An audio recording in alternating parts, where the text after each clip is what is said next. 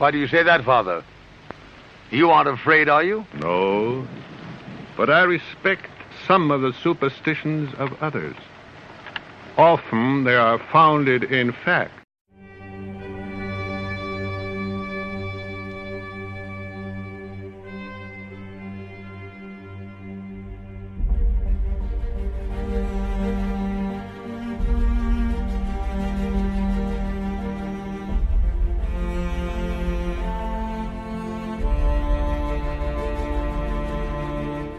This is your time. This is your call to arms. For the Cryptid Connection is your voice. I'm your host, Jennifer. And I'm your host, Stephen. Welcome to Cryptid Connection.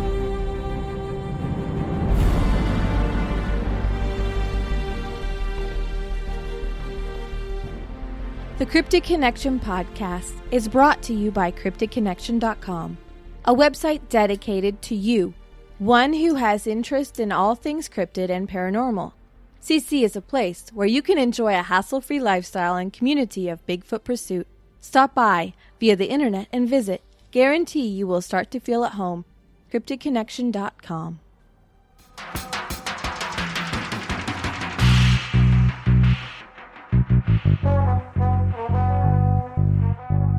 Hi, everybody. This episode, we've got D.W. Lee.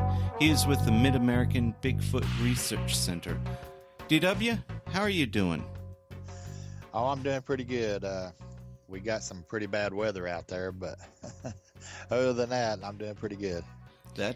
We got a light dusting here. Yeah, it was we did. It was fun. It won't be in a few hours. It gets icy. Yeah, that it will. For those people who don't know you, I know there's some basic info. I know you've been doing this for about 29 years. Can you tell us a little bit about yourself? Just give us kind of a background and an introduction to who you are.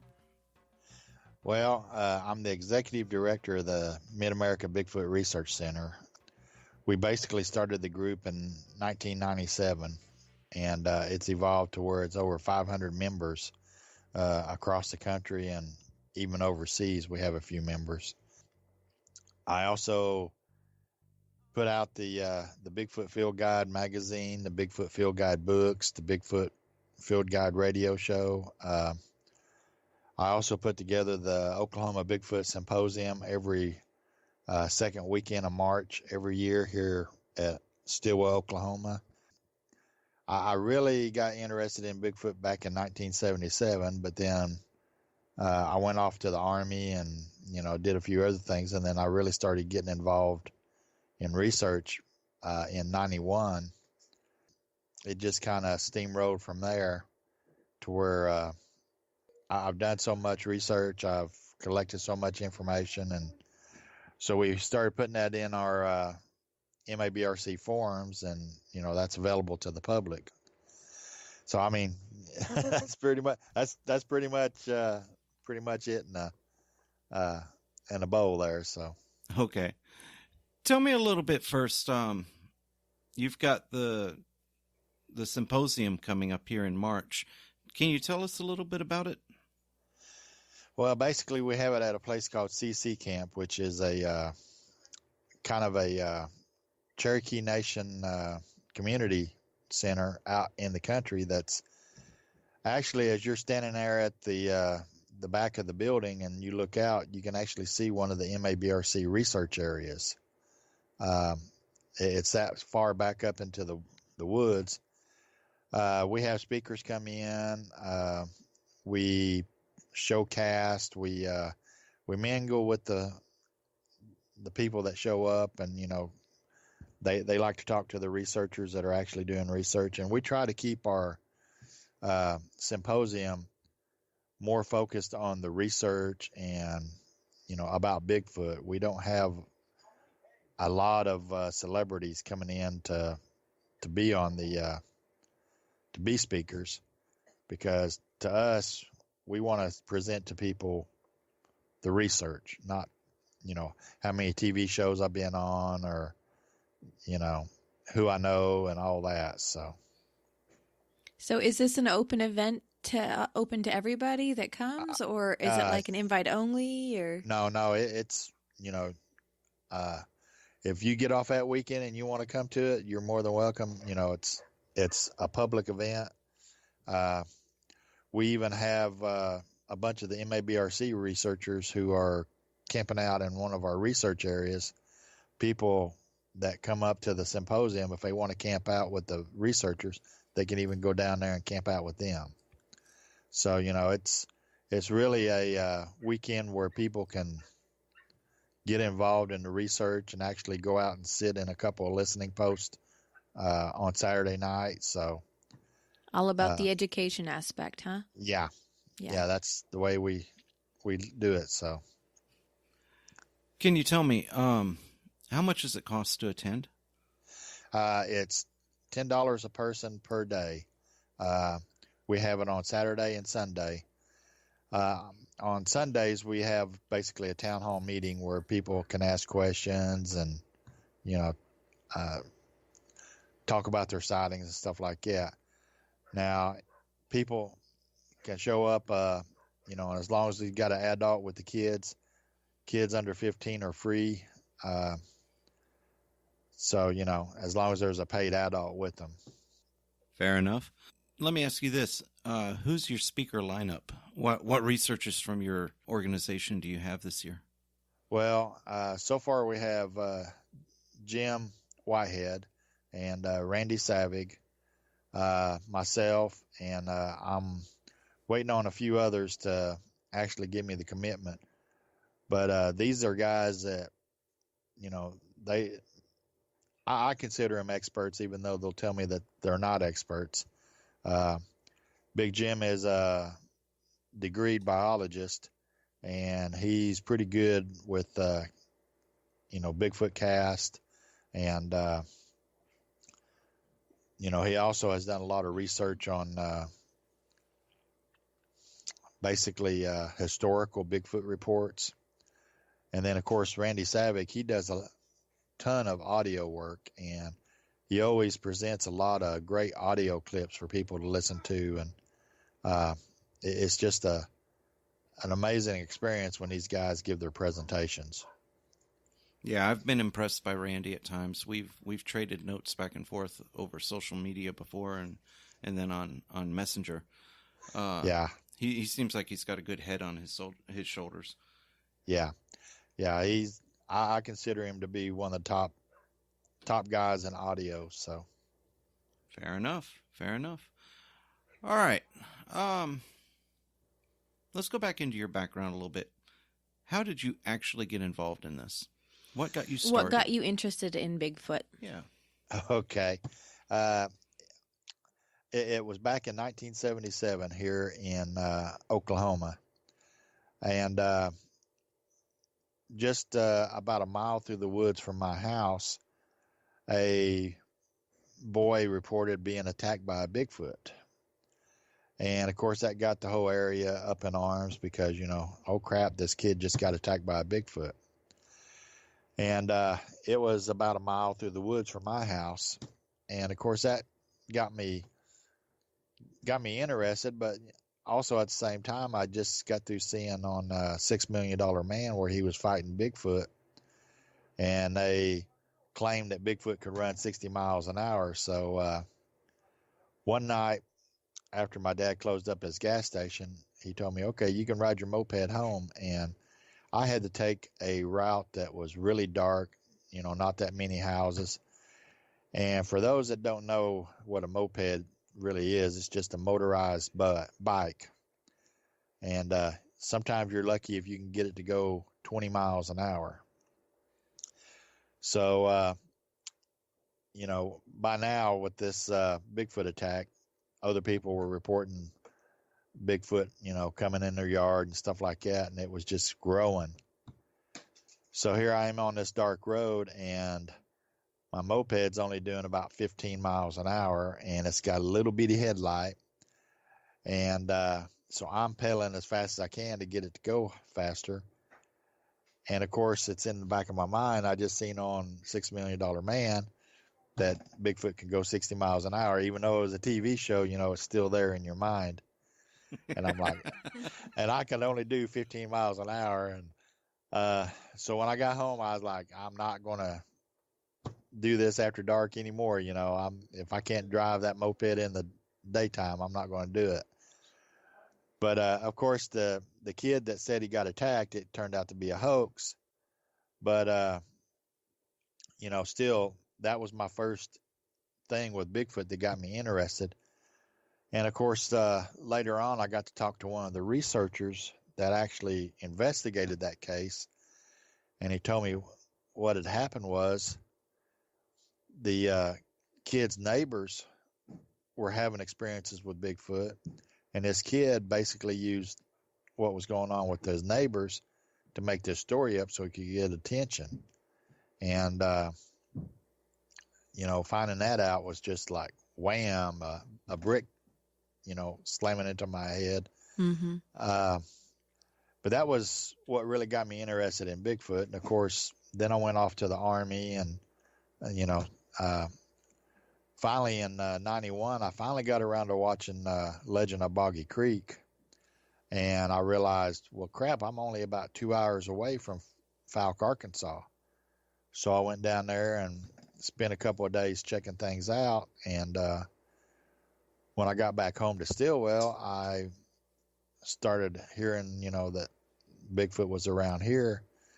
So we started doing more research, and before you knew it, we had an encounter with one and basically took off from there. How do you think that encounter changed you? Sure, you had interest in it before, but then having the encounter, how did that change you? For probably the first couple of hours, I was in disbelief that I seen what I seen. Basically, I took my wife and my kids out to a cemetery, and we were ghost hunting because they wanted a ghost hunt. And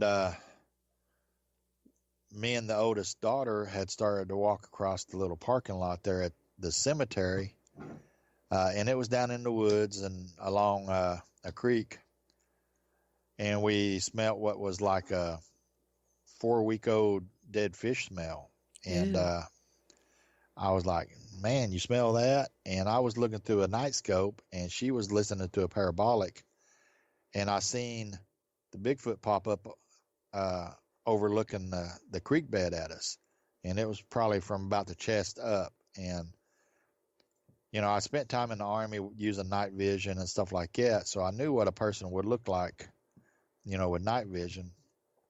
And this thing was huge, and it went back down under the creek bed and moved over a couple of feet and popped back up and looked at us again. And then it turned around and moved off down through the creek. And I was just standing there in disbelief. And she's like, I hear something running through the creek, through the parabolic. And, then the dead fish smell went away. So, and we found that this particular Bigfoot, we think it's just because it eats so much fish, living on the creek and everything, that it has that smell, because we've encountered it since then. But I stood there in disbelief, and, I told everybody, I think I just saw a Bigfoot. And basically what it made me do is it made me want to go back out there even more to see these things. I wanted to see more of them. Yeah. How about your daughter? How has she responded to the whole event? She didn't really get to see the Bigfoot. She just heard it running, but she... Sometimes that's enough. Yeah, but she's been involved with our research. She goes out with us every chance she gets, and she's a believer. It's just, she really don't want to be out in the woods with these things. So. Y'all were out there because your wife wanted to go ghost hunting. Did she? I'm assuming it sounds like y'all had an active paranormal interest before this event already present in the family. Am I correct? Yeah. We actually had a ghost hunting, but it was a paranormal group before the Bigfoot sighting, and my wife and the daughters, they prefer to go ghost hunting, and I prefer to go do Bigfoot research because I get to go spend time in the woods and everything.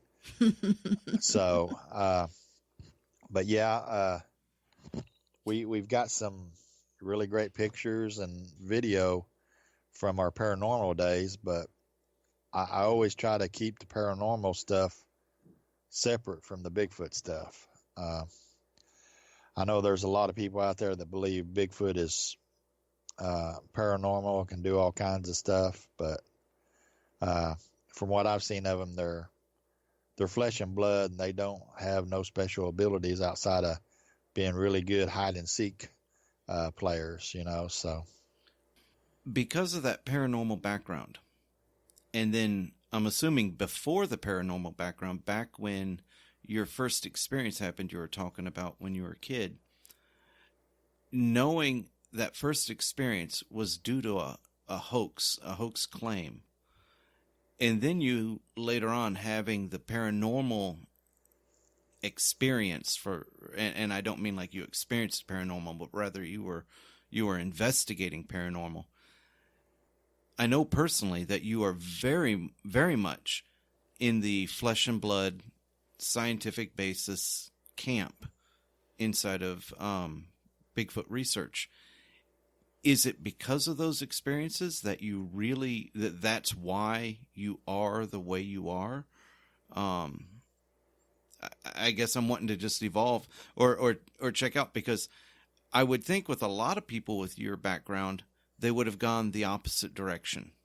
And I'm really wanting to explore the evolution. Yeah, the evolution. Why is it that you're as hardcore flesh and blood? Because a lot of people may not realize, but you are a fairly active debunker, for lack of a better term. That's got a negative connotation, and I don't mean to give it one, but you very much, you research and you do the background check. You will look in to see if people are making solid claims, or if there's embellishment, or if it's an outright or hoax. Other factors might be involved that create I'm an illusion. Exactly.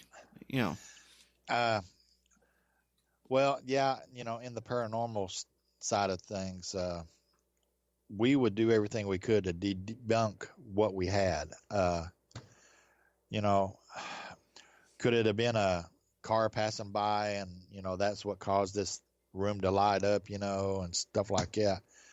And that kind of carried over into the Bigfoot stuff. But what really got me more on the debunking stuff was I started out on the old Bigfoot message boards, where these guys that were doing it for 20, 30 years before me and had become critical of the stuff that was being posted. I learned from the old timers, and I'm probably one of the few of the last, what you would consider an old timer. Now, when you're talking old timers, I mean, besides the Green and DeHenden and all them, because I'm assuming you're talking about the old Bigfoot forums and everything. Yeah. You're talking Bobby Short, Danny Perez, things like that. Am I correct? Well, they wasn't really active per se. Bobby Short did collect everything, but I run with. I got into it about the same time that Melissa Hovey, Steve Coles, Eric Altman, a lot of us grew into mature researchers because of these old timers saying, hey, you need to do your due diligence. You need to make sure that when you put that picture out there that you've done everything to debunk it yourself, because others are not going to be so gentle with you when they try to debunk it. And that just kept carrying over with me on everything. And then, of course, with Facebook exploding the way it did about 10 years ago, people started putting, and I call it garbage, because Some of it is just total garbage. And if I don't try to point out things to them, it just seems to grow legs and starts, going everywhere. And there's even a lot of this older stuff that we have debunked in the past. People are like, "Oh, I just found this online. What do y'all think?" And I'll be like, "Yeah, we debunked that about 20 years ago." And they're like, "Well, what made you think it's debunked? And all this." And it's like, it's obvious when you look at a costume on somebody. There's a lot of straight lines. There's a lot of, when you see a costume on a picture or a video, you can usually tell right off that it's a costume. But people are so eager to be accepted these days by the research community. And, that's a real loose term, because just about anybody that goes out in the woods claims to be a Bigfoot researcher. And,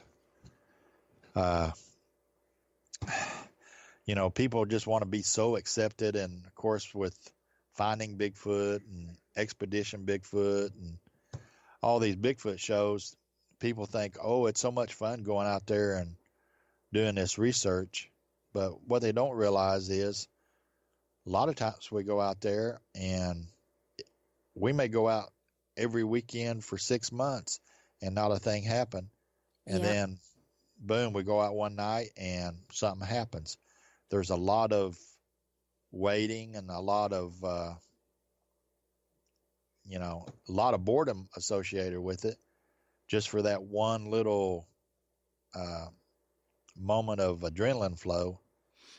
But, they don't see that on the TV show. They see them going out and having something happening, and, oh, man, they had rock thrown at them. And exactly. And then it transfers over to social media, where they can have their 10 minutes of, look what happened. And it creates, unfortunately, the side effect of a social media aspect is it creates this egotism among the groups, and it creates this argumentative atmosphere because everybody has their own opinion and their opinion needs to be heard. Yeah. So there's, pluses and minuses of that. And, I would be happy with somebody bringing in, the proof. I'm not the type that I'm jealous of what somebody brings in. It's just, if you bring it in, let's make sure it's actually real and can stand on its own before you go out there screaming that it's a Bigfoot, Agreed. I like to use possible, probable. I will never say it's actually a Bigfoot. Sometimes you'll hear me on a recording where we've got stuff going on that I may say that's a Bigfoot. But, when it comes to presenting evidence, I'll say it's probable, or, I'm never going to tell you it's 100% Bigfoot. Just like the Patterson-Gimlin footage, there's a strong possibility that that's a Bigfoot. But, I can't tell you for sure whether it is or not. DW, you said that you like to get out there in the woods, and all of us do, and that's how you research, is you have to spend countless hours out in the woods. What kind of setup do you have when you go out there? How long do you stay? Where do you like to stay? I mean, are you I'm going to be at the top of the hill type, or could you give us a simple rundown of what you like to do out there? Well, basically, when I go out, I've been like everybody else when they first started out. I dabbled in all the different types of things that you could do, audio, video, all this. But I've streamlined everything down to just the bare essentials of what I think I need. And that's my GoPro camera that's on my forehead, my thermal, and my audio recorders with drop boxes. And what we'll do is we'll take these drop boxes and we'll set them out over a large area. There's usually a half mile in between each one of these drop boxes. And what they'll do is they'll record audio. If we're out there for one night, they'll record all night. If we're out there for a weekend, they'll record for a whole weekend. And sometimes we'll take these recorders out and drop the drop boxes and leave them out for a week in a research area and just let the audio record. But one of the things that I do is we'll basically set up a camp. We'll build a fire. Because, the Bigfoot, they know that you're there. You're in their house, the minute that you step in there, they usually know that you're in the area.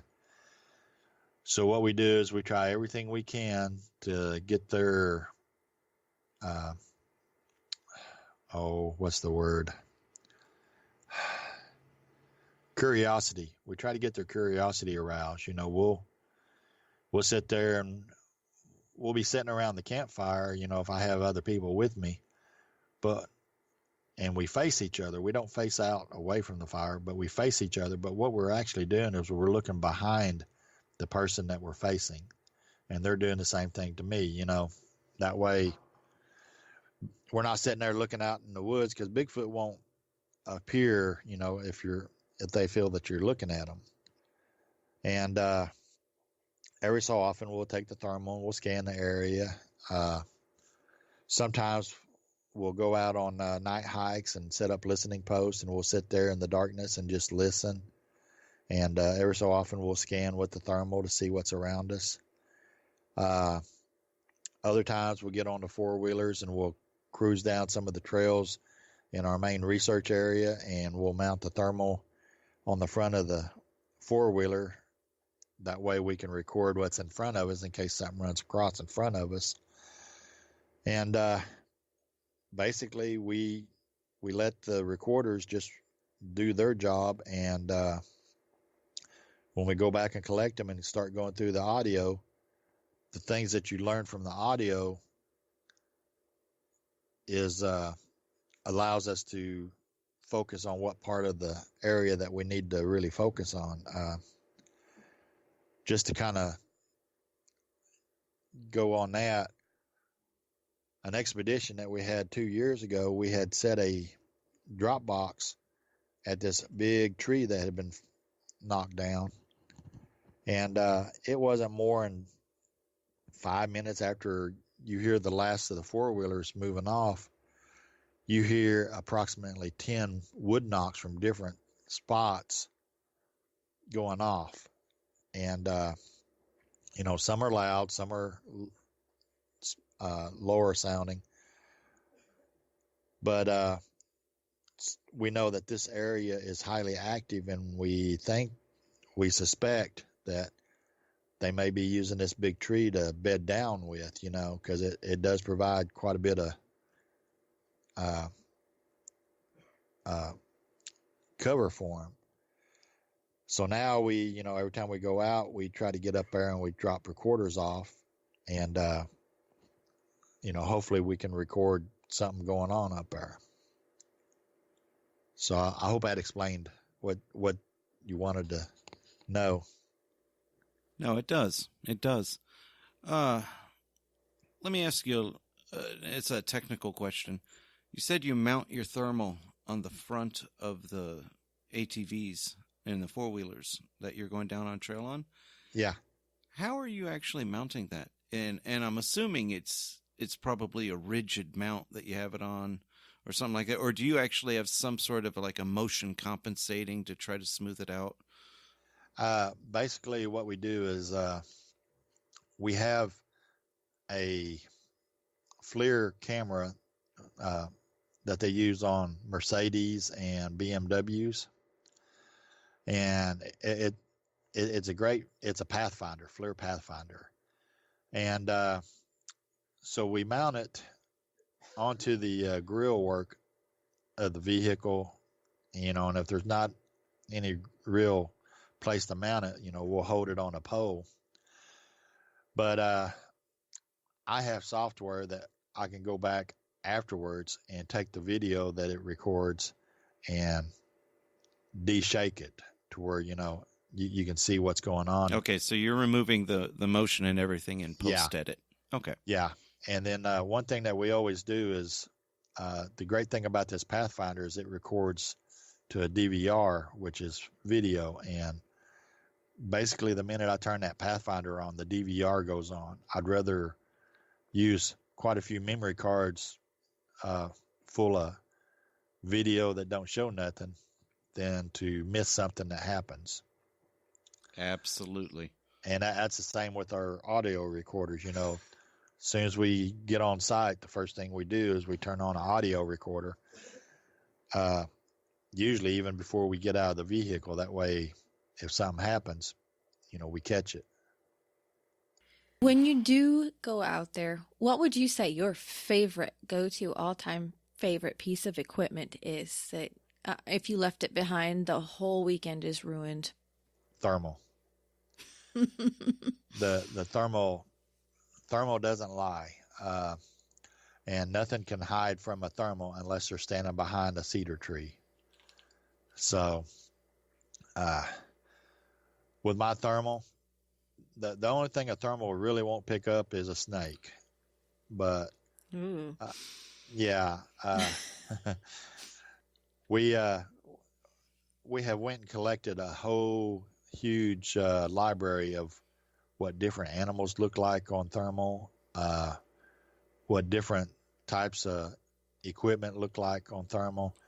So, you know, when we do catch something, we can go back and we can compare it to what these images are. And so, you know, as far as my thermal goes, give me a thermal and I'll go anywhere. But if I leave my thermal behind, that's just one thing that I don't go into the field without. I've kind of gotten that way. Yeah. I was really actually upset because I had just bought a brand new thermal back in October, and here right over New Year's, spent a week out in the field, and we got hit with a lot of rain and a lot of fog, and that sucker died. It was supposed to be Didn't water like it. resistant and everything else, and so right now I'm having to warranty it, and I am not a happy owner. But we back your statement on that. A thermal is a necessary piece of equipment in the field as far as we're understanding it and learning more and more about it. Yeah. Yeah, the best thing I could recommend is for people who have thermals, you can actually go on Google image search and find all kind of different animals that they took screenshot or, you know, thermal captures of. And even just go out in your backyard and take pictures of your dog with your thermal. So you get a better understanding of what a four-legged animal compared to a two-legged animal would look like. And, you know. It's interesting you say that. The very first thing I did when I first got a thermal was I spent probably 2 or 3 nights chasing around the neighborhood, chasing the cats and the dogs that were running around the alleys and things like that. Yeah. Yeah, I know. Just because I knew the distances, I could see where the animal was fairly clearly. I knew where it was, and that told me that is how this is appearing on its thermal. A lot of people I've noticed in the field don't know how to use their thermal very well, and they especially don't have a concept of depth. And so, you know, they'll think, oh, wow, that's a pretty big animal. Look, it's way off in the distance, and it's a little possum about 30 feet in front of them, you know, and you have to be familiar that thermal does not work like binoculars or a camera or something like that. You are seeing everything on a 2-dimensional plane, and it does take factoring that in to be able to interpret what you're seeing as it's happening. Yeah, we had a researcher who I really respect. He was down in Texas, and he called me and he said, I got a Bigfoot on the thermal video. And, you know, I always, before I stand behind anything, it's like I want to go through it and make sure what it, you know, is and everything. And he didn't know how to send it to me, so I had to drive all the way down to Texas to get a copy of it. And He showed me on the little screen that he had with this thermal, and yeah, it looked like something was walking back and forth down in the woods away from him. And so I got it back and I started going through it on the big screen on the computer, and I stabilized it, and turned out it was a rabbit that was standing about 50 feet in front of him going back and forth. And you could see every so often it would go down on all fours and you'd see its ears. But on his screen, it looked like something big was walking back and forth. So, like you said, the whole depth perception, it could be standing right in front of you, and you would think it was huge, but it's not. We had another researcher that she was holding the thermal, and we were standing in the river reed, and we told her to stand there and kind of scan, and it just so happened that she was coming back across with it, and we'd all kind of moved off trying to flush anything out of the river reed. There was a heat signature right in front of her, and it looked huge, and she was freaking out, and she hollered for us, and we come back over there and we looked, and it's like, man, that's standing right there. So we turned on our flashlights, and it was a little field mouse up on the river cane right in front of her.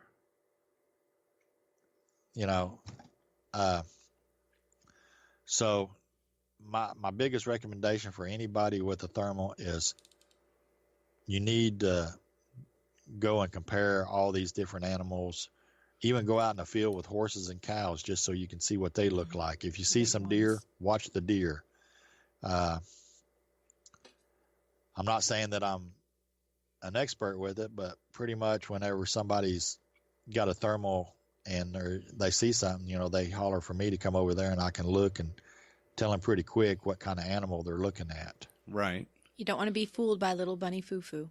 Yeah. So, are you a part of the Project Silent Hills, or is that just other members in your group? Or no.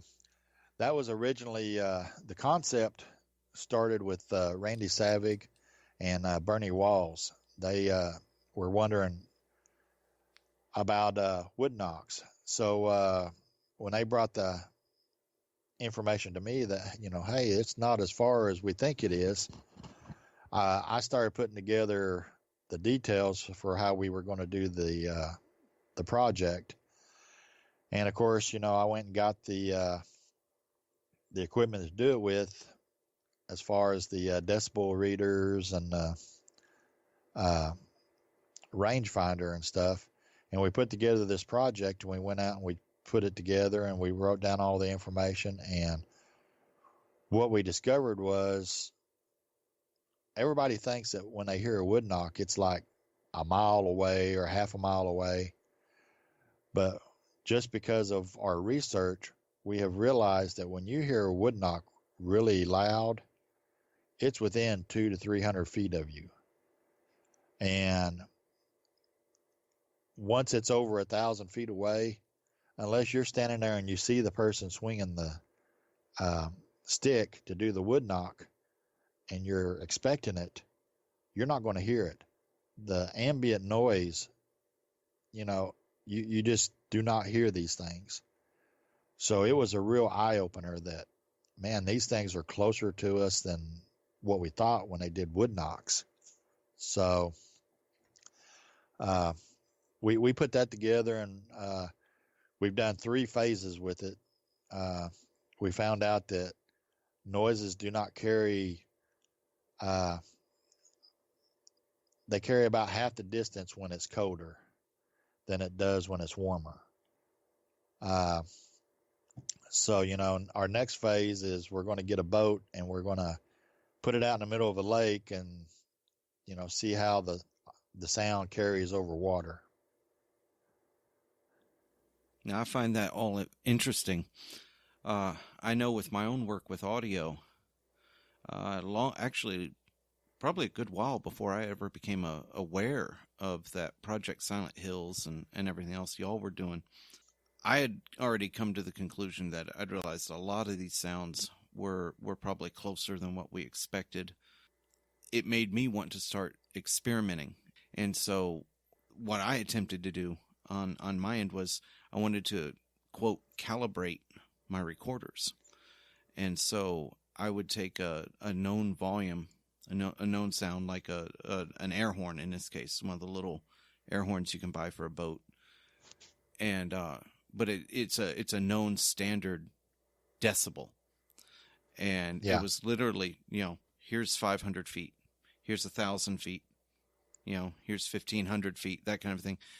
And just measure the difference in the ability of the recorder to record that volume, because that's a fixed volume at the source, and to see how it would go back, as you retreated farther and farther from the recorder.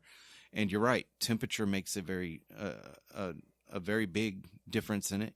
Air density, wind will also affect it.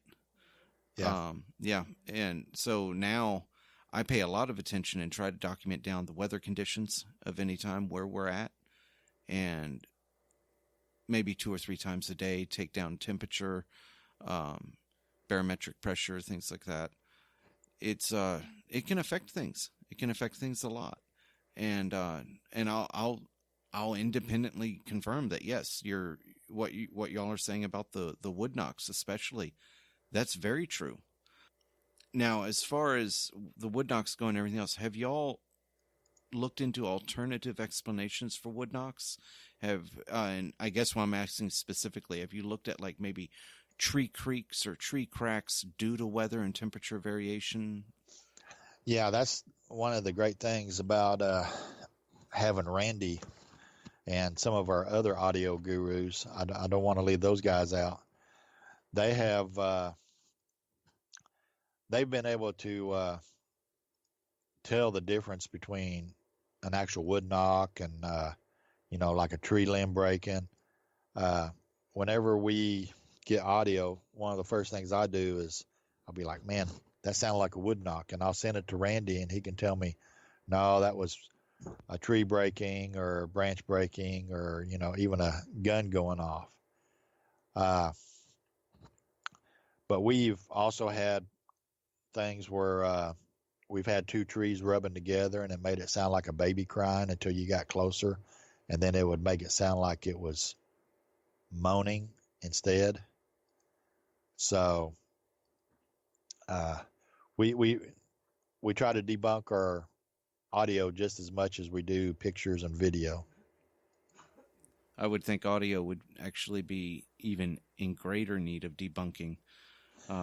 So many people want to go out and record things, and they've got a coyote, or they've got a wolf, or some other animal, and they're just not familiar with the sounds.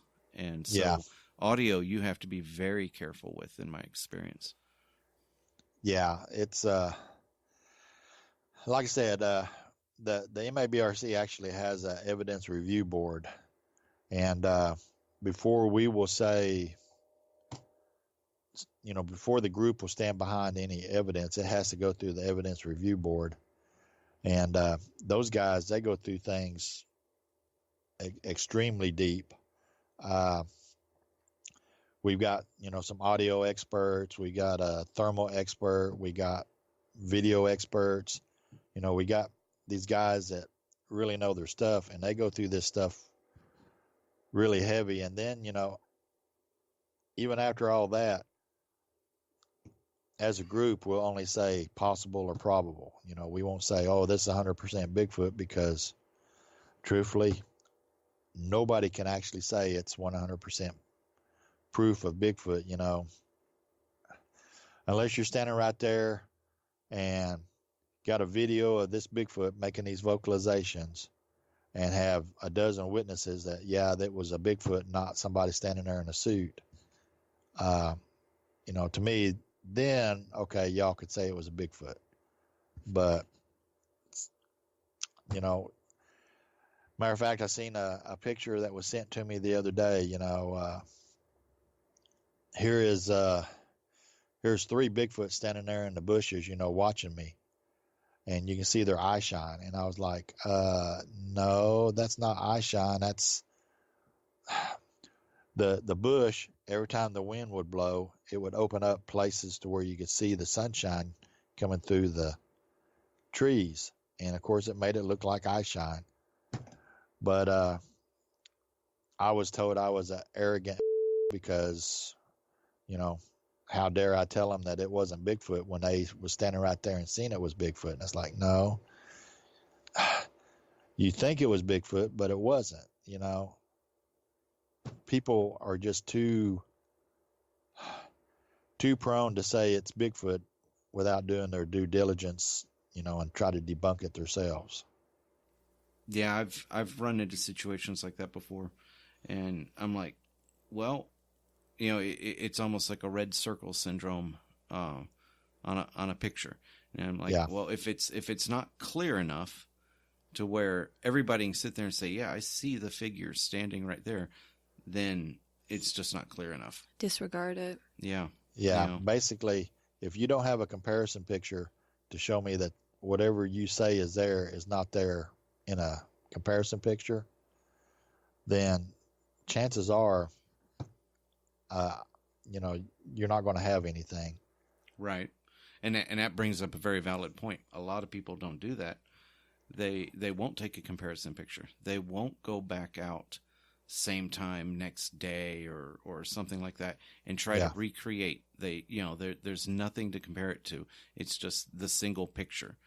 And you know, we want to see the comparison pictures. We'd like to see the pictures before and after the one you took, and the missing stump syndrome. Yeah, exactly. Yeah. Mm-hmm. And so, yeah, and you know, a lot of people freak out when I tell them this, but you know, people are like, "Yeah, I see that dark spot right there. Well, did you walk up to it?" "No, I was afraid to." "Okay, well, take and get you a BB gun pistol. And when you're out researching, if you see what you think is a Bigfoot standing there that's a shadow, take your BB gun and shoot it. If it moves, then there's something there.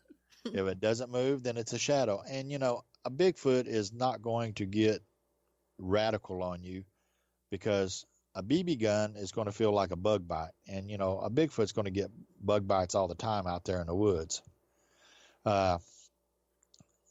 And even then, you know, I'm pretty sure Bigfoot knows what a gun is. They see humans out there with these sticks that, you know, make a big noise and a deer falls over dead. I think they kind of got the connection that they don't want to deal with guns. But when I tell people, yeah, just take a BB gun out there, and, you know, if you're sitting at a campfire and you see what you think is a couple of Bigfoot standing there off in the shadows, take your BB gun and shoot the shadows. If it moves, okay, there's something there. If it don't move, then okay, it's a shadow. Mm.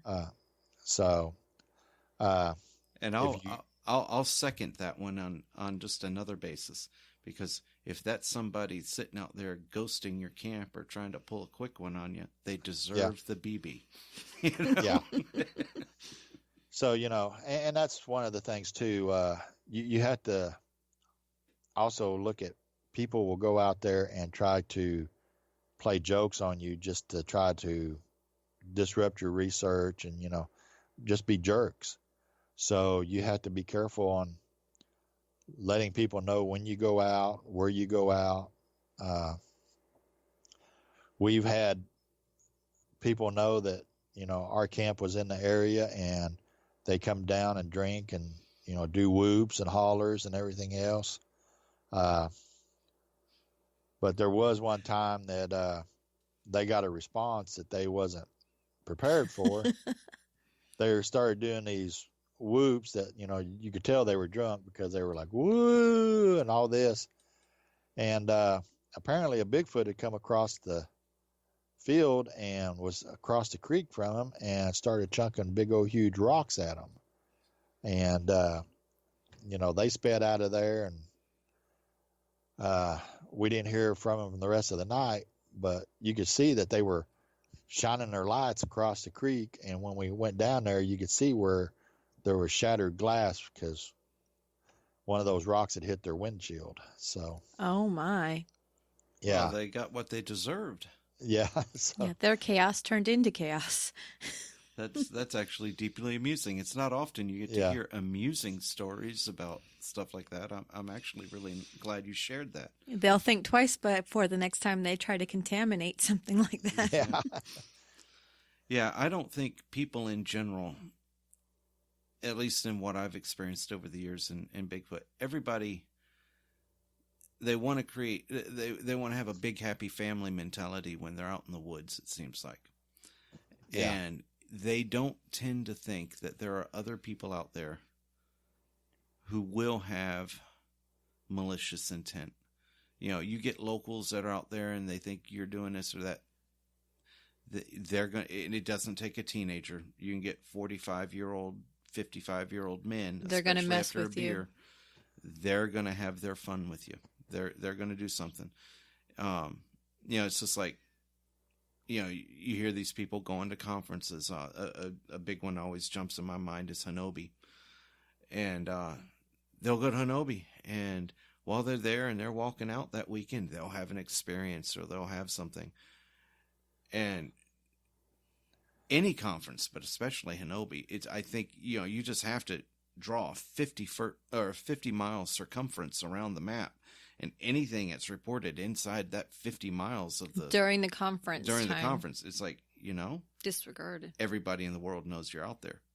Everyone in the world's messing with each other, and that's just the malicious. You get the non-malicious of just multiple groups out there, especially howling or making noises or, you know, or something like that, and they're just going to be reporting each other. Well, and also I have to say this because I was the one that did the Hanobi conference for the first 3 years that it was started. But you also have the people that are running it now, and, you know, people are going to say, oh, you don't like those guys or whatever, but there has been quite a few witnesses come forward to say that there is a lot of hoaxing going on down around Hanobi right now to build up the tourist trade. And, you know, they're going out creating markers and, you know, tracks and everything else so people will find them. And, oh, man, I had a sighting at Hanobi. I found a track at Hanobi. Even Dr. Meldrum has refused to look at any casts that are coming out of Hanobi now because people have seen him cast that are obvious fakes. So it's just got to the point to where Hanobi, we used to do an expedition down there every year, but it got to the point to where, okay, are we actually getting actual evidence or are we getting planted evidence? And it goes back to, you know, we was talking about the guys doing the whoops and stuff. The third year that we did the conference, we actually had Tom Powell and the gentleman that has done a lot of work with the Sierra Sounds, Scott Nelson. So we had two groups going out on listening post, and Tom went with one and Scott went with the other, and Tom did a vocalization, and we got a response from the ridge on the other side of the valley, and it was like, oh man. So he kept doing these vocalizations back and forth, and all of a sudden one of the guys come on the radio and said, hey, we're over here on this ridge and we're getting responses to Scott's vocalizations. And it's like, okay, tell me if you hear this. And we had Tom do the vocalization, and it's like, yeah, we just heard that. And it's like, crap, that's us. And they were like, we were going back and forth, you know, between Scott and Tom. And so, you know, that can happen to you out there with other groups. You know, if you're in the area with another group and they're doing vocalizations or wood knocks trying to get a response, you're sitting there thinking that, oh man, that's the Bigfoot, you know, and you're doing the same thing trying to get a response back. So you got to be real careful about when you are doing your research, you got to be real critical of what's going on around you. Very much so. Yeah, I've witnessed that firsthand. It's gotten to the point that there are certain areas, and I don't frequent them as much as I used to, but there are certain areas in Texas where if I'm there, I don't let anybody I'm with even make a vocalization, because there's so many other people out there and it's just big enough. You're not sure if you have another group there or not, and you're better just to be silent. And so, Yeah, it's a pre-gone conclusion that you're probably going to hear some other human doing it. Is that what you're saying?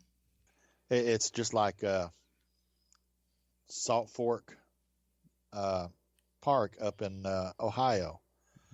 Everybody's so big about, Bigfoot research there. But it's gotten to be so well known and so many people go there that you can't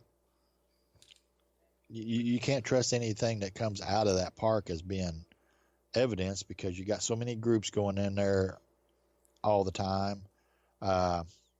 People know that it's a real well-known spot, and of course, they got the Ohio Bigfoot Conference there. So how much is being planted there to boost the tourism? Mm-hmm. Because the park makes a heck of a lot of money off of that conference. Now, people may throw that back at me and say, well, what about the symposium? Well, the symposium, we don't make that much money off of. We we basically just make enough to pay the expenses. So we're not trying to turn it into a tourism thing. We're trying to, keep it as an educational thing. But when you go to Salt Fork, just what are you finding? Are you finding stuff that's been done to increase the tourism for the park? Or matter of fact, down in Texas, they had a park actually hoax a Bigfoot video and pictures. yes, they did. It was right outside of Austin. Yeah, just to increase their, their tourism there. So you got to take a lot of it with a grain of salt. Okay, Honobi, it had the siege at Honobi. I'm real good friends with one of the guys that was involved in that. And, that family is fairly steamed that, the community has profited off of, what they had to go through. Right.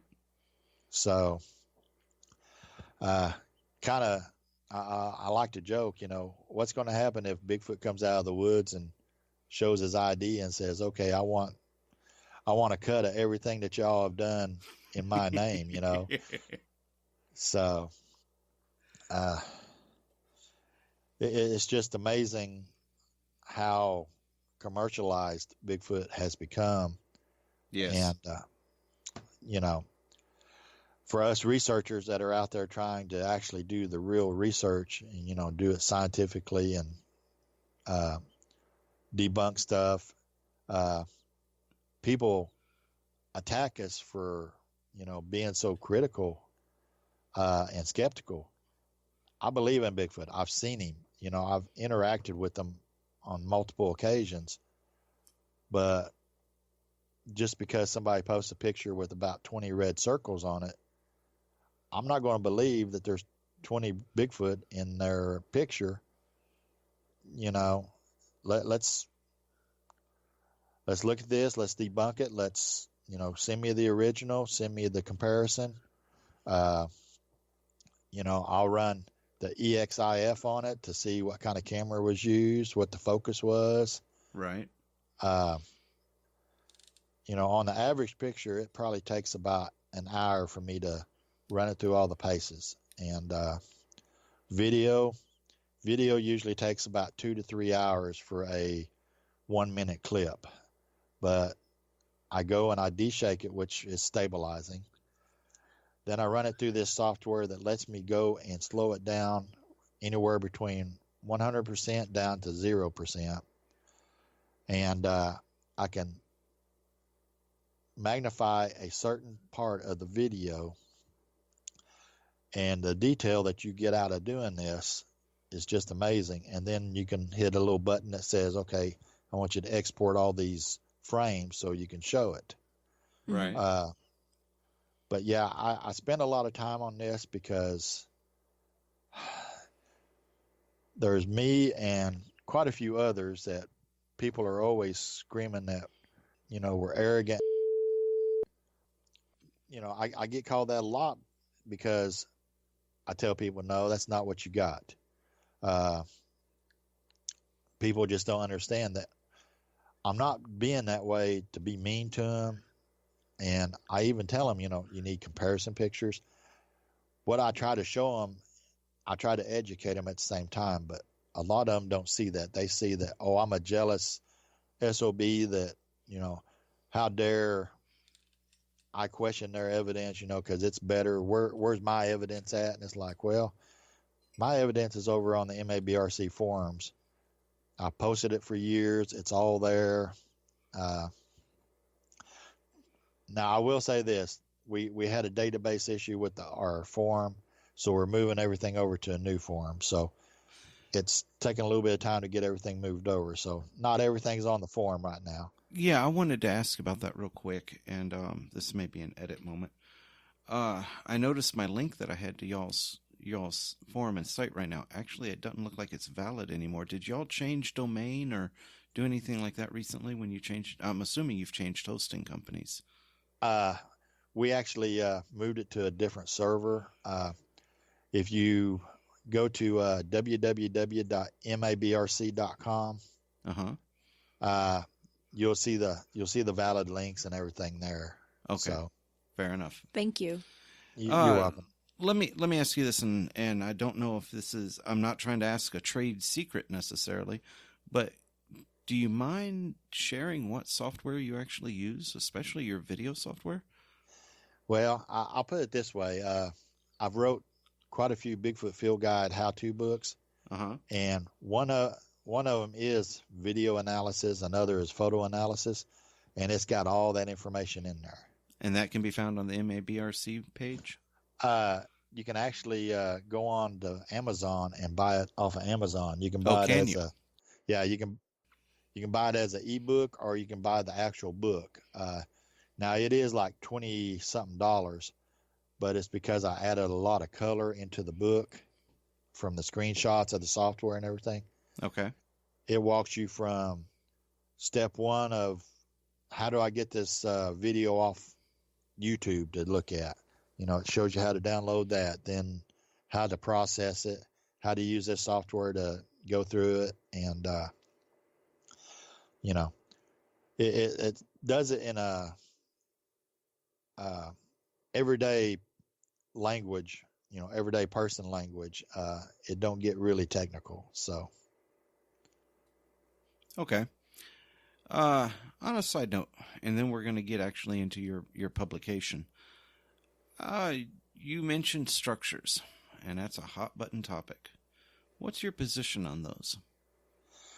My position is if it's 40 feet tall and would have took heavy equipment to build it, then there's a good chance that, it might be Bigfoot related.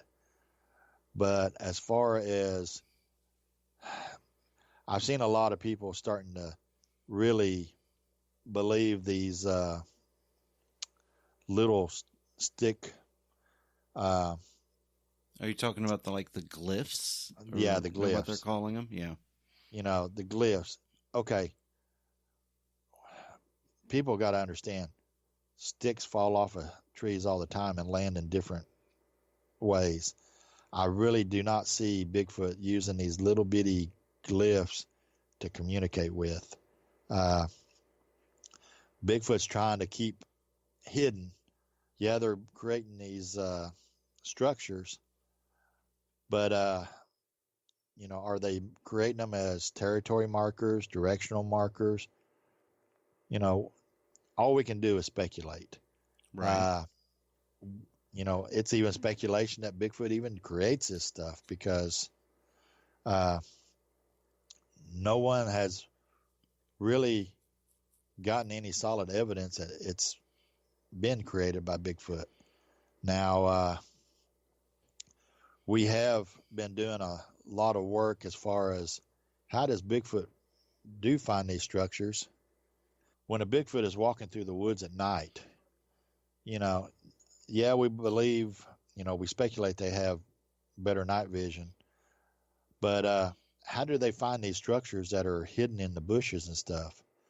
And one of our researchers is a dog trainer and come up with the idea that, well, maybe they're marking these with scent, peeing on them or, rubbing a underarm on them or, just anything.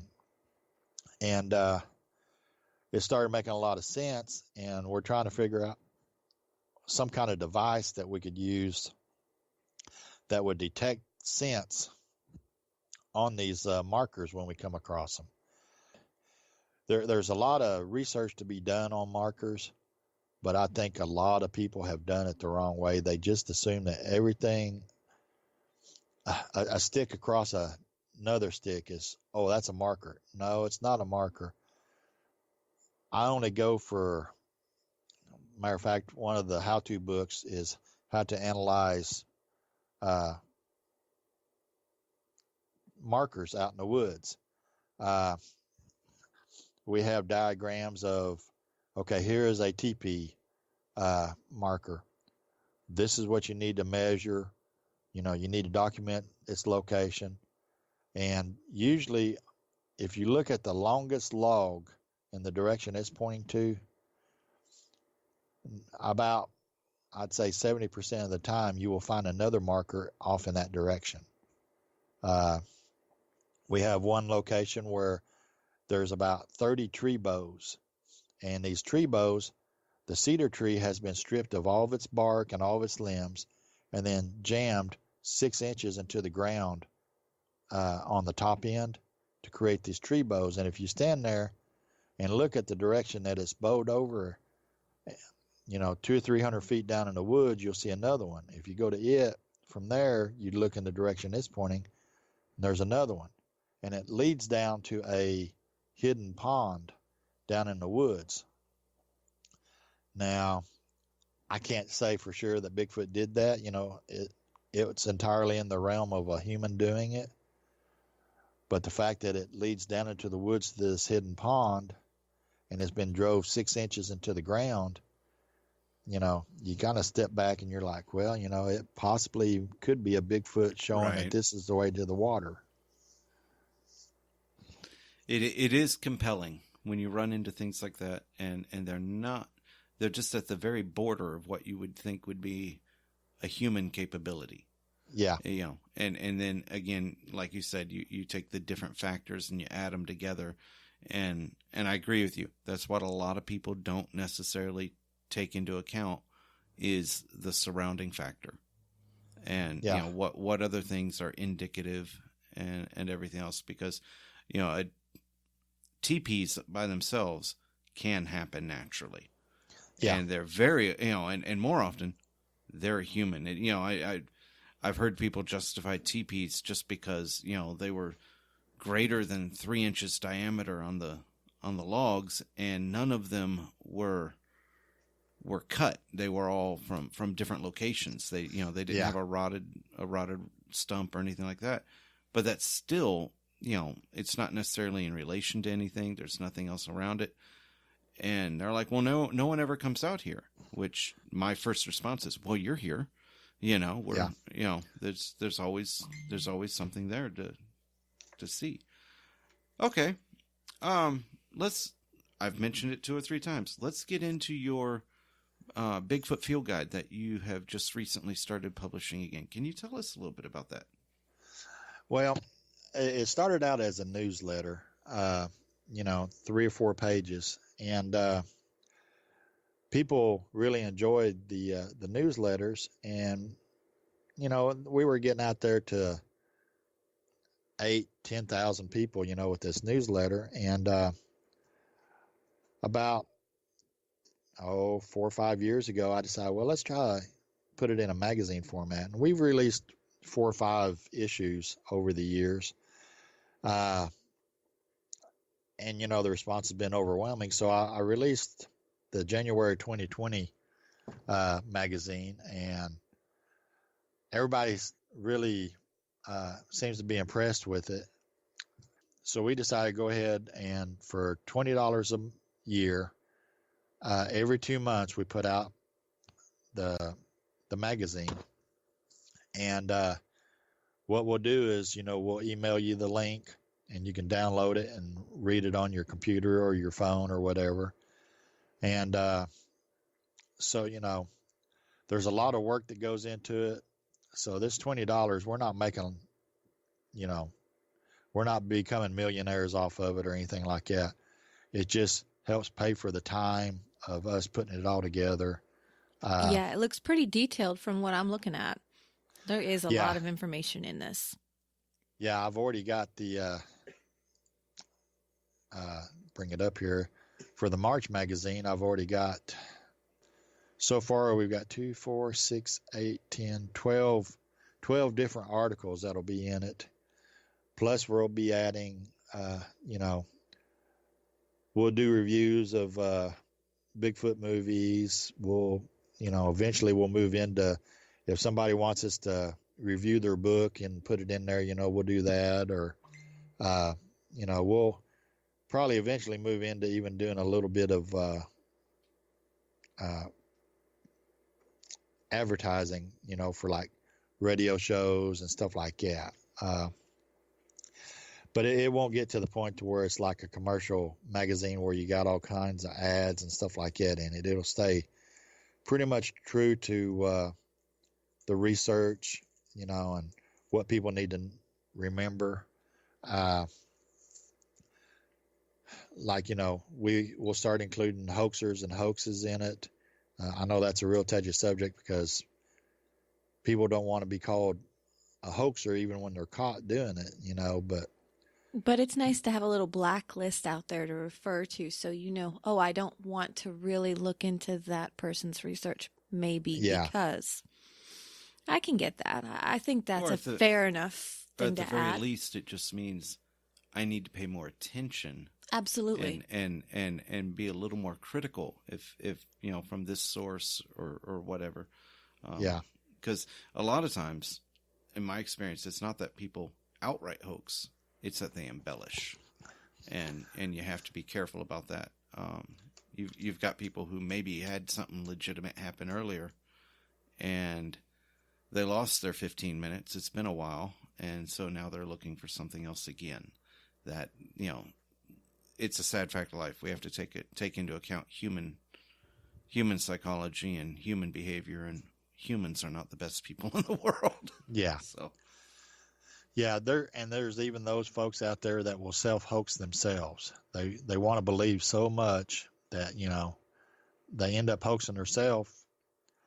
And, of course, there's those that, and I've seen this on multiple sites on Facebook where they want to fit into the group so bad that they join in on the drinking the Kool-Aid.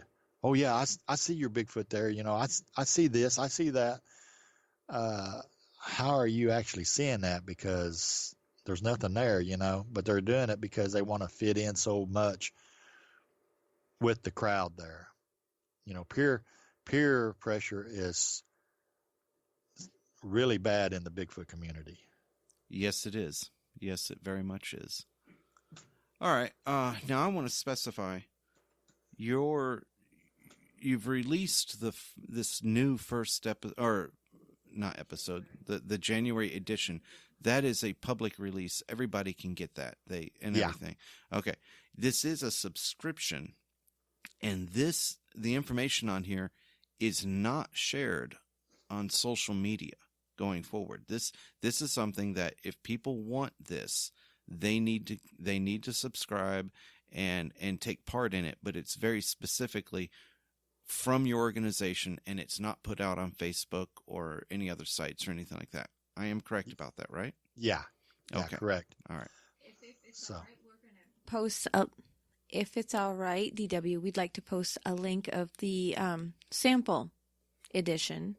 Yeah. What have you, to our podcast here so that people can see it, because it has a lot of information in it. Yeah. We used to have, well, you know, the BigfootEncounters.com site would post a lot of articles and, you know, stories and reports like that. But there's never really anything out there for people to go by as far as how do I start my research? How do I do this? And there's a lot of books out there now about how to do your own research, but you got to take that with a grain of salt. Even though I've wrote a Bigfoot Field Guide book on how to start your own research, it depends on who the person is that's writing the book on how that's going to come across. If you're in the woo crowd, you know, it's going to talk about how to do it as a woo believer. You know, flesh and blood, here's how to do it. Mine is pretty open, you know. It talks about how to do it cheaply, it's, you know, to begin with. And then I'm getting ready to write another book on, you know, the next step of going like with the thermal and stuff like this. But the first book is like, use thread. Put thread across a trail. If it gets broke, then you know something's going through there. If you see a shadow, take a BB gun, shoot the BB gun at it. You know, just common sense stuff that hopefully, you know, will help people do their research better. All right, and that brings up that segues into my next question at all. What is it you suck at? What is it that you? I'm sorry, I'm not the most politically correct at times. You're not very verbally verbose. No, I'm not. What is it you? What do you weakness? feel? Yeah, your weakness. What is it that honestly in the field or in your research, it's your weak point, and you know you need to get better, or you want to get better at it. You know, because I mean, we're all terrible at something. What is it, sir? Well, now I'm probably going to sound arrogant because, you know, I've been in the Boy Scouts. I've been in the Army Rangers. You know, as far as my outdoor skills, I'm pretty solid there. One thing that I am kind of lacking nowadays is my mobility is getting to be limited. I broke my ankle in the field while doing research. You know, I can't run into the bushes after what I think is a Bigfoot anymore because I have to be careful of stepping on rocks or, you know, breaking that ankle again. So that just comes with age, though. You know, the older we get, the more limited you are in what you can do. But for me, that's my biggest weakness is, you know, my mobility is starting to slow down on me. Okay, DW. We've all got these moments that happen when we're less than graceful in some form. What was the dumbest thing you've ever done in the woods? What was that oops moment that you've had? Well, the big oops moment for me was when I broke my ankle.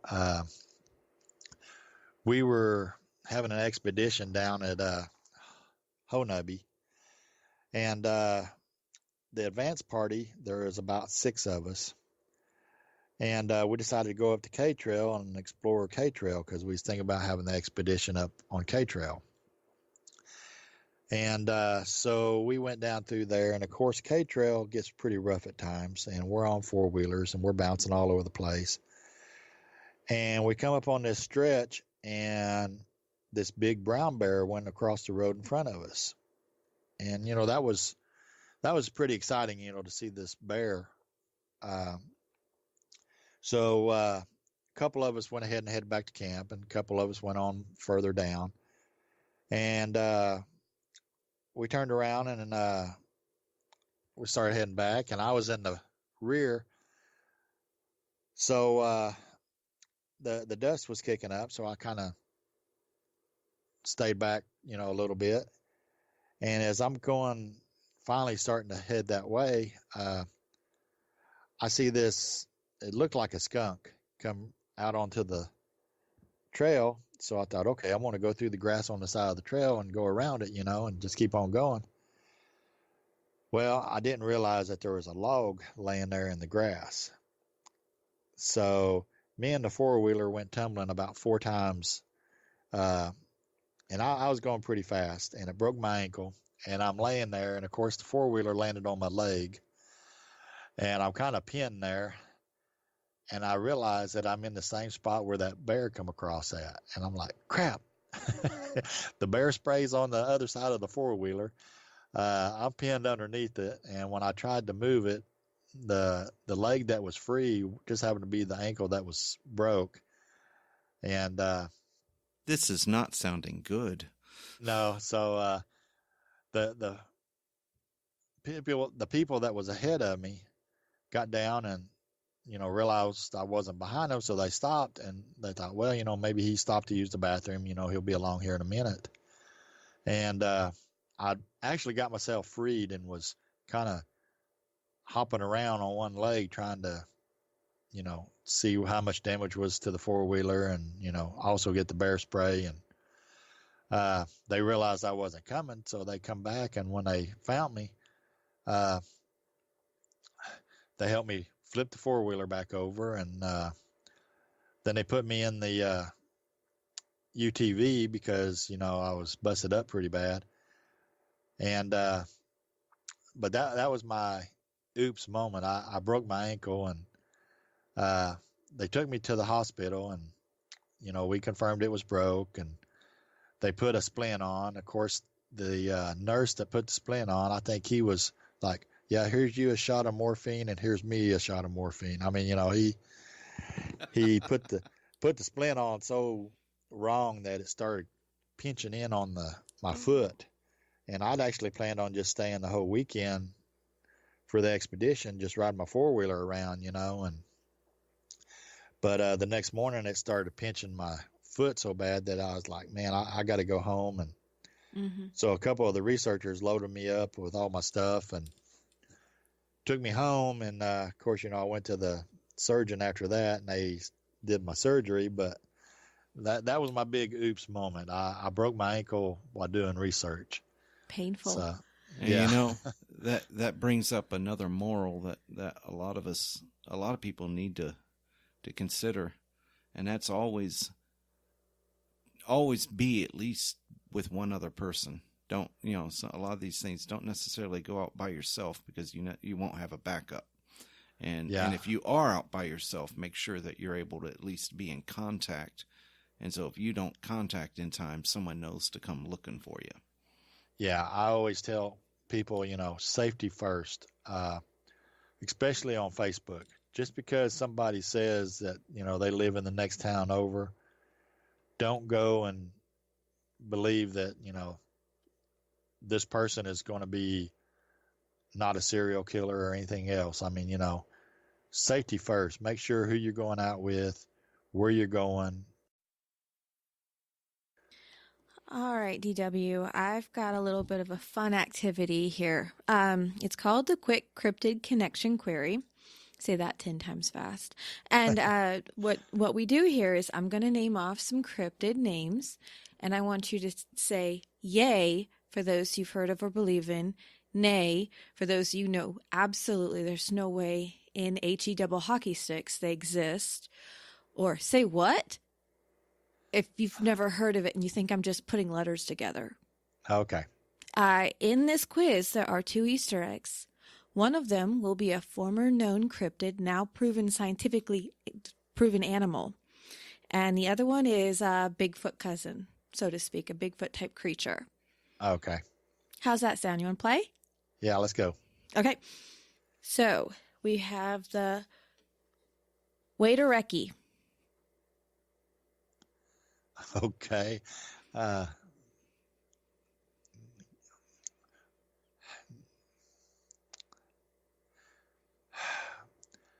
Okay, I forgot what I was supposed to say. It's what was the third yay, choice? nay, or say what? Okay, say what? And of course, Tazelworm. if I seen how it was spelled, I might recognize it. But That is a trick of the trade, I'm afraid. yeah, How about tazelworm? taserworm. I've heard of them, but I don't believe that they would exist. Congo mato. Nay. Hellbender. Yeah, that's. I believe that's going to be one of your Easter eggs Okay. because that's a Ozark. salamander. Very Very good. good. Very good. Very good. We had bets that you were going to pick that one up because you're close to the Ozarks. Yeah. Speaking of Ozarks, how about the Ozark howler? I have, yay, but I'm prone to believe it's probably a mountain lion. Frogman. Frogman, I've heard. Uku.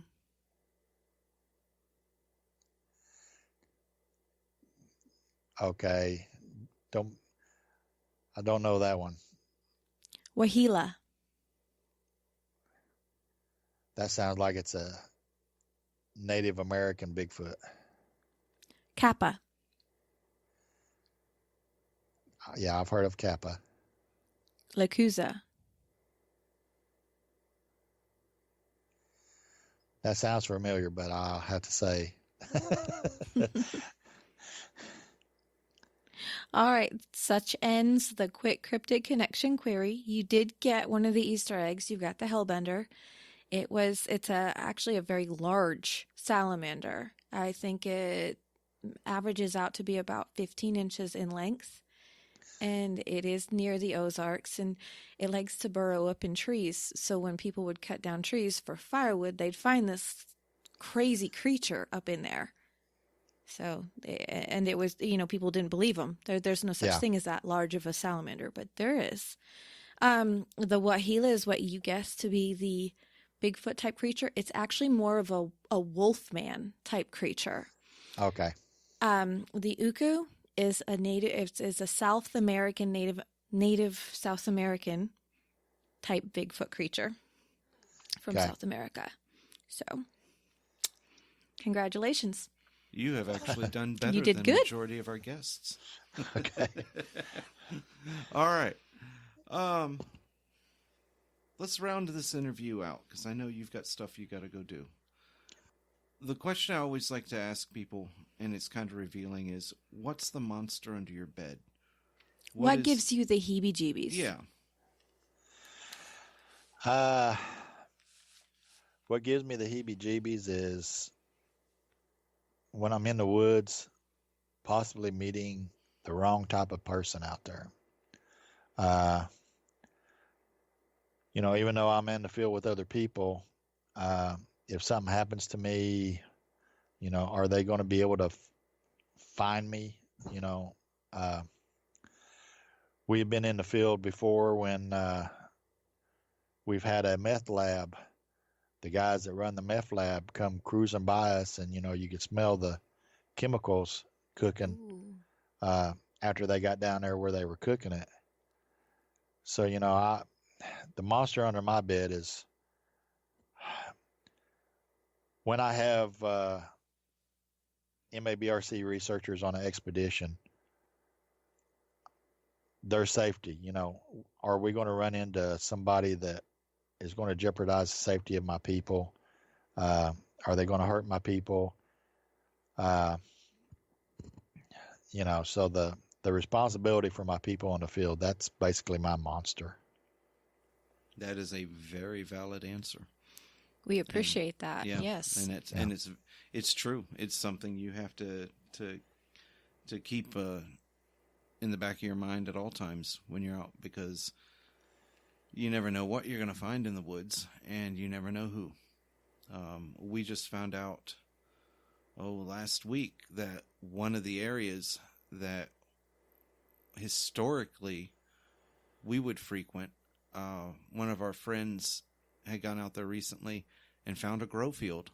They had the the irrigation system. It had just recently been harvested, but the implication was there. The fertilizers, all of that, it was all right there. And this had just recently been in an area that had been closed off by the Forest Service for a little while, and someone took advantage of the area being closed, and they just went in and and did their thing. You've got to be careful about what you run into, and that's not even taking into account the occasional poacher that may just not be happy with you being in the area. Yeah, and you also have to worry about those same grow fields that you were talking about having booby traps. Yes, you do. There's been several instances around our area where they booby trapped their fields to keep them from being somebody else taking them.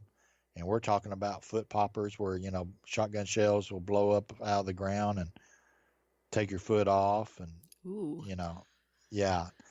So it gets pretty bad out there. I mean, you have to really be careful. That's why, I like my people to always, we have a thing, you always go to, even using a bathroom, if you can take like our females, female researchers, take another female with you, don't go out there by yourself. And not only for safety's sake, but, if you have a Bigfoot encounter, then there's two witnesses. So that's true. That's true. It's always good to frame it in that positive way too. Yeah. Or you could be like me and insist on a porta potty. I tell you what, I'm a prima donna. I log around for you in the field sometimes. Just be happy with a bucket, dear. No. Yes, sir. All right, DW. It's been a pleasure having you here with us. It really has. Yeah, and, been a pleasure being on the show with y'all. So we appreciate it. You have a good day, sir. You too. Bye. Okay. Bye. Guests of Cryptid Connection are all members of the Cryptid Connection website. Join the community, a safe, secure, and private place for all your paranormal and cryptid pursuits. Every cowboy, he always misses when he's aiming at the target in his head. And every broken man finds his idle hands grasping at tomorrow's promised land.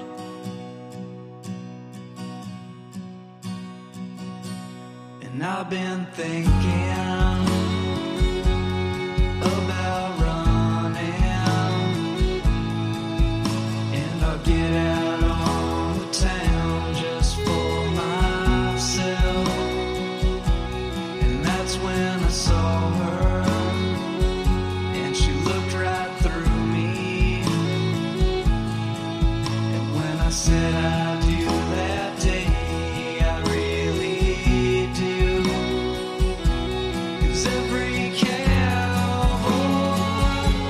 he always misses his shot when he's aiming at the target in his head. And every broken man finds his idle hands grasping at tomorrow's promised land.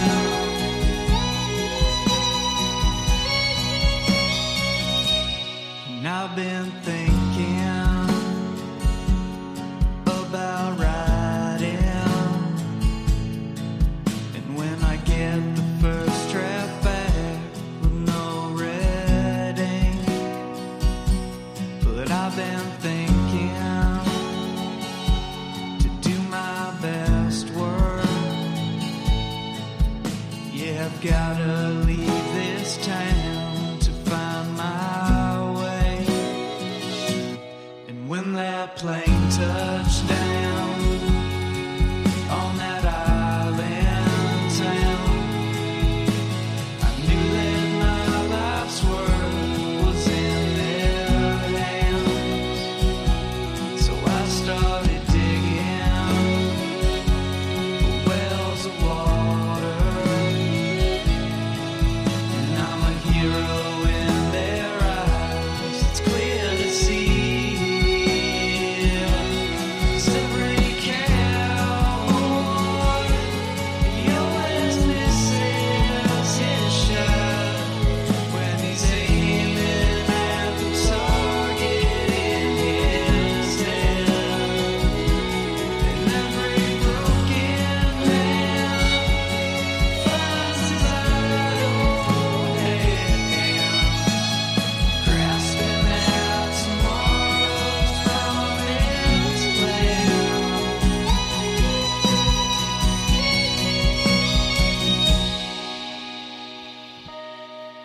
I've been thinking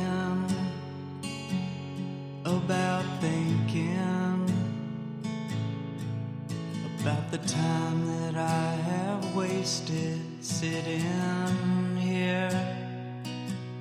'Cause I've been thinking that all this thinking is the thing that keeps me further from myself.